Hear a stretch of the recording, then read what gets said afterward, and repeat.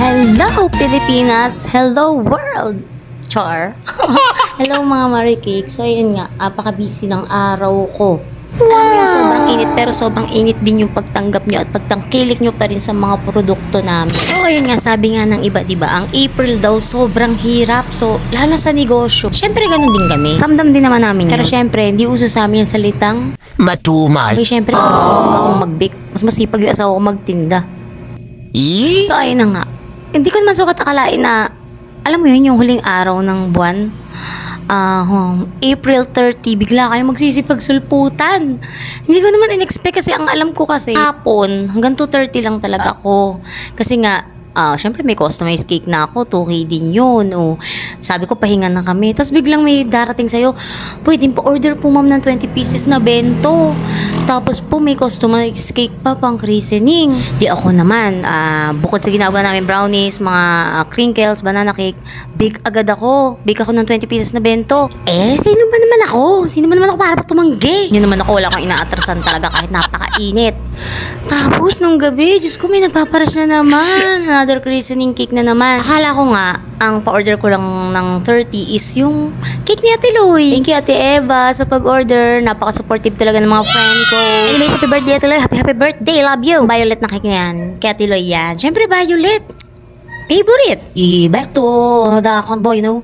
Alam mo yun, yung akala ko yun na yun, sagad na yun. Tapos nagbiro ako sa Facebook na, ako pa ba?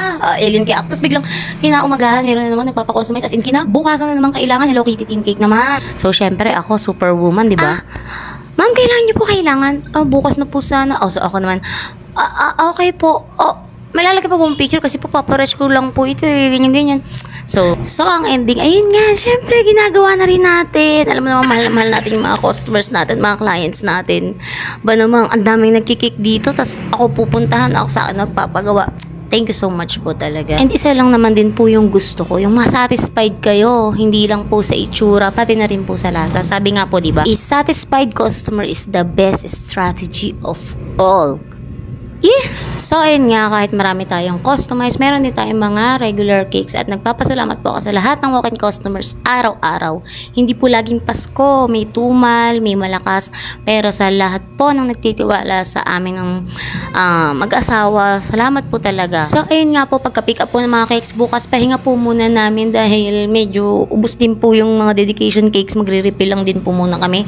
At sa mga may order naman po ng brownies, crinkles, banana cake, cookies, at lahat po ng mga ng mister ko, pasensya po muna, magre-refill po muna kami at magbe-bake po muna po ako dahil laging fresh po ang mga nibenta po namin. Yes po, always freshly baked po ang cake, exciting cakes by Clack. So ayan po, that's only for today's video. Thank you! See you tomorrow, cake exciters. Sa mga pipick up po, 8:30 pa lang po, open na po kami. Thank you po.